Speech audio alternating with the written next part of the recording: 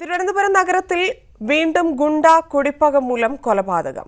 നിരവധി ക്രിമിനൽ കേസുകളിൽ പ്രതിയായ മാർട്ടൻ ഹിൽ കോളനി നിവാസി അനിൽ എസ്.പിയെ ഇന്നലെ രാത്രി വെട്ടിക്കൊലപ്പെടുത്തി.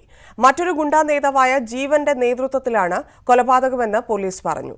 നഗരത്തിൽ ഒരു മാസത്തിനിടെ മൂന്നാമത്തെ കൊലയാണിത്. ഇന്നലെ രാത്രി 11 മണിയോടെയാണ് സംഭവം.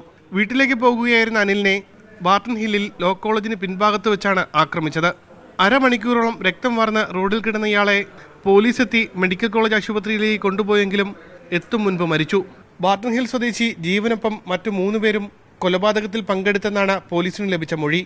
അനിലും സംഘവും 1.5 വർഷം മുൻപ് ജീവന്റെ വീട് കയറി ആക്രമിച്ചിരുന്നു. ഇതിന്റെ പ്രതികാരമാണ് കൊലപാതകമെന്നാണ് പോലീസ് നിഗമനം. വർഷങ്ങളായിട്ടുള്ള ഗുണ്ട പായാണ് വന്നിരിക്കുന്നത്. പ്രധാന ഇത് കഞ്ചാവ് മയക്കുമരുന്ന് ലോബികളാണ് അതിൻ്റെ പുറകിൽ. ഇത് സ്ഥിരമായി ഏറ്റുമുട്ടലുണ്ടാവുക, അവരെ പോലീസ് അറസ്റ്റ് ചെയ്യും, പിന്നെ തന്നെ ജാമ്യത്തിൽ വിട്ടുനിറങ്ങും. അപ്പോൾ പിന്നെ വീണ്ടും ആക്രമണത്തിലേക്ക് പോകും. ഇപ്പോഴത്തെ സാഹചര്യം എന്ന് വെച്ചാൽ ഇപ്പോൾ ഇരിക്കുന്ന പോലീസ് ഓഫീസർ മൊത്തം മാറിയിട്ടുണ്ട്. ഈ ഇലക്ഷനായതുകൊണ്ട് തിരുവനന്തപുരം ജില്ലയിലെ കൊല്ലത്തുള്ള ഇവിടെയാണ്.